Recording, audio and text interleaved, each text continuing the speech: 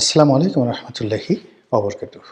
সম্মানিত দর্শক, আপনারা সবাই জানেন বহুল প্রতীক্ষিত আলোচিত ত্রয়োদশ জাতীয় সংসদ নির্বাচনের তফসিল ঘোষণা করা হয়েছে। এখনকার যে তফসিল সে অনুযায়ী নির্বাচনের যে রোডম্যাপ সেক্ষেত্রে 2025 সনের ডিসেম্বর মাসের 29 তারিখে সেই নির্বাচনে যারা মনোনয়নপত্র দাখিল করবেন সেই দাখিল করার শেষ সময়। এরপর মনোনয়ন যাচাই বাছাই, তারপর মনোনয়ন প্রত্যাহার, এটার একটা সময়সীমা দেওয়া আছে। তারপর মনোনয়ন প্রত্যাহার পর প্রতীক বরাদ্দ, এবং প্রতীক বরাদ্দের পরে নির্বাচনের প্রচারণা শুরু হবে। আর নির্বাচন প্রচারণা করতে করতে নির্বাচনের ঠিক 2 দিন আগে সকল প্রচারণা বন্ধ হয়ে যাবে। তারপর ভোট হবে, এবং সেই ভোট কত তারিখ হবে সেটাও ঘোষণা করা আছে এইটার তফসিলে। আজকের দিন পর্যন্ত খবর, মানে আমি এই ভিডিওটি করছি 24 তারিখ রাত। 24 তারিখ রাতের খবর হলো যে নির্বাচনের তফসিল পেছানো বা বহাল রাখা নিয়ে নির্বাচন কমিশন কোনো কথা বলছে না।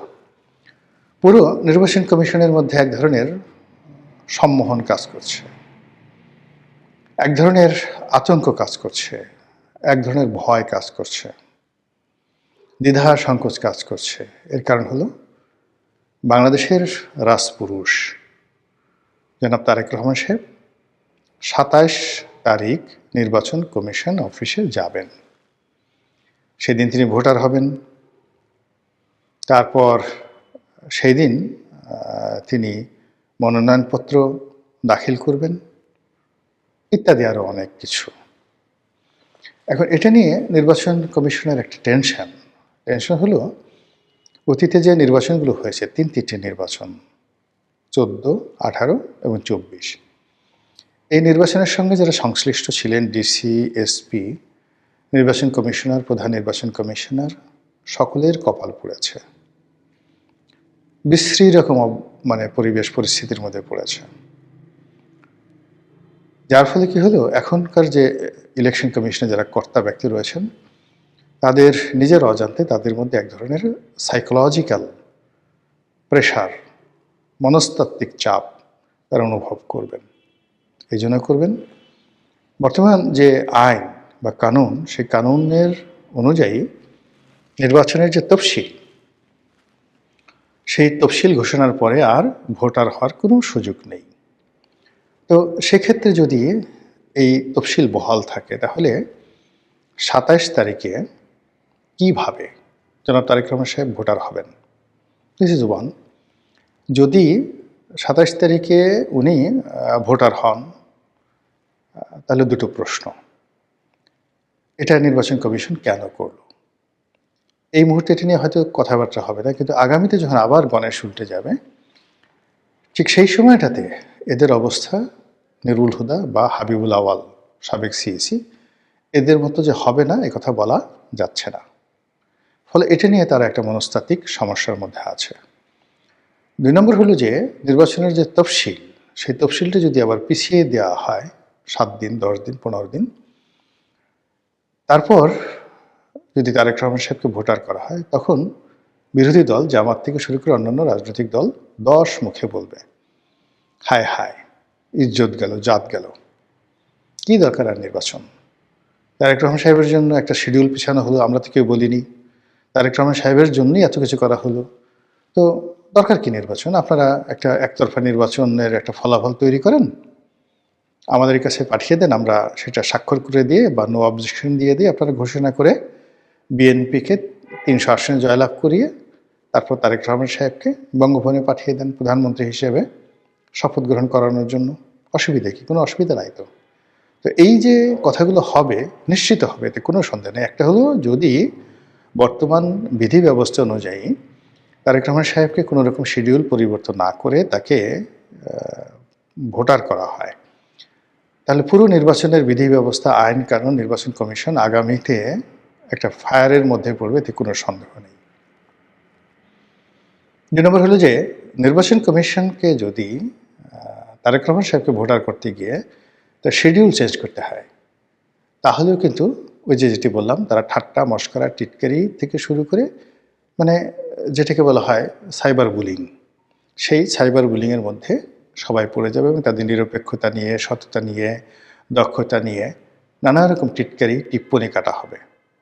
তো এই বিষয়টা নিয়ে তারা এতটা চিন্তিত যে নির্বাচনের যে তফসিল, এই তফসিল নিয়ে কী করা উচিত ইন অ্যাডভান্স তারা কিছুই বলতে পারছেন না। ইতিমধ্যে এনসিপির যারা নেতৃবৃন্দ তারা দেখা করেছেন, তাদের মধ্যে নাসিরউদ্দিন পাটোয়ারি তিনি বলার চেষ্টা করেছেন যে আমরা সার্বিক পরিস্থিতি বিবেচনা করে তফসিল পিছানোর কথা বলেছি। সেখানে নির্বাচনের অন্যান্য যে সকল ডেট, বিশেষ করে যেদিন নির্বাচন অনুষ্ঠানের কথা বলা হয়েছে সেটা অপরিবর্তিত রেখে তফসিলের যে অন্যান্য শিডিউলগুলো আছে সেগুলো পেছানো যেতে পারে।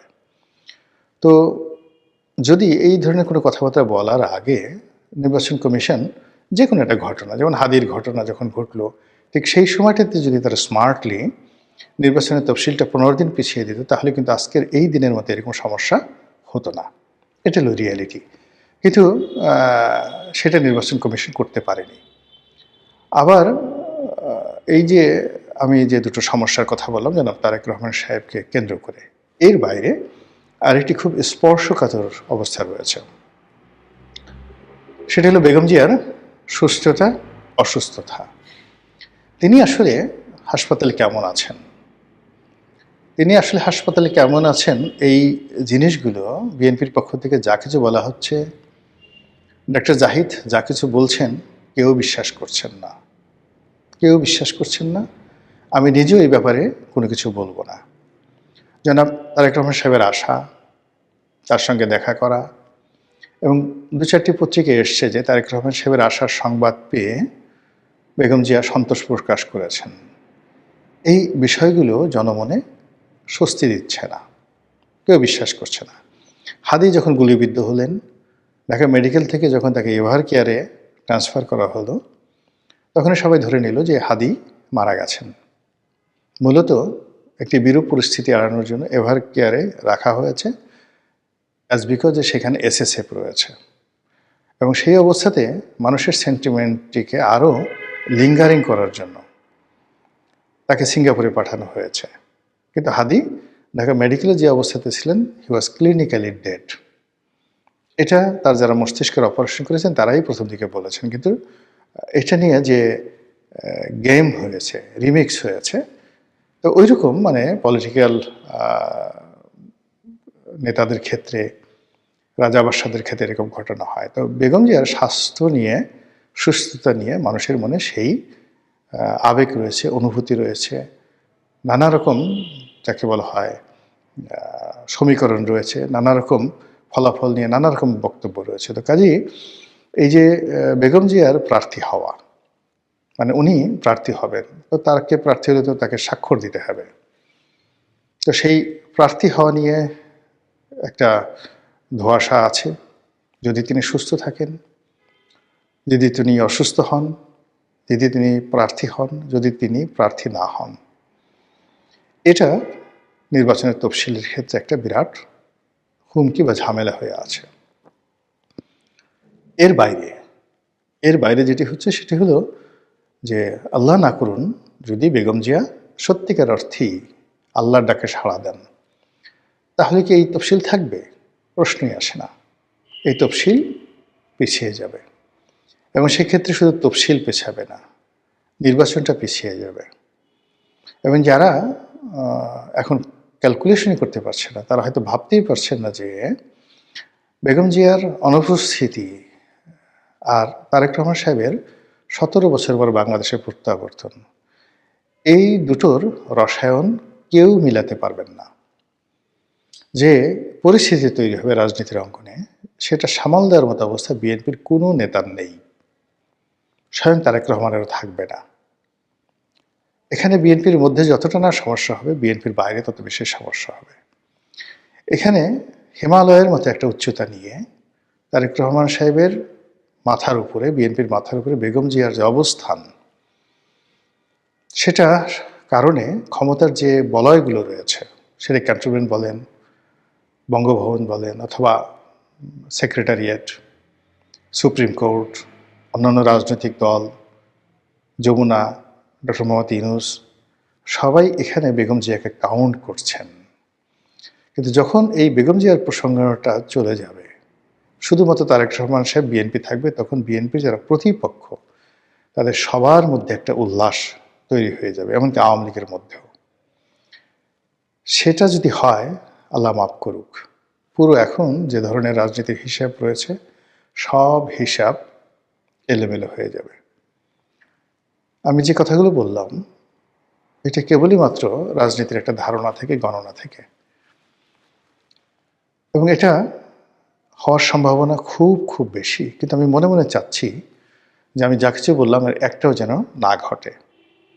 আমি চাই যে নির্বাচনের তফসিলটা থাকুক, যথানিয়মে আমাদের জীবনের সব কিছু যেভাবে এগুচ্ছে, আমাদের সবার জীবনেই তো ব্যক্তিগত সমস্যা আছে, ব্যবসা বাণিজ্যের সমস্যা আছে, শরীর স্বাস্থ্যে মনে সমস্যা আছে, তো রাজনীতি দেশের যে সমস্যাগুলো, এগুলোও থাকবে। একটা সমস্যা নিষ্পত্তি করবেন, তারও 10টা সমস্যা আসবে। কিন্তু তার সঙ্গে সঙ্গে এই রাজনীতির যে বিবর্তন, রাজনীতির যে ধারাবাহিকতা, এটা না চলতে থাকুক। ইলেকশন হোক, ইলেকশনের পরে ক্ষমতা হস্তান্তর হোক, সব কিছু স্বাভাবিকভাবে চলুক, কোনো কিছুর জন্য যেন কোনো কিছু বাধাগ্রস্ত না হয়। এটা আমি চাই, অনেক মানুষ চায়।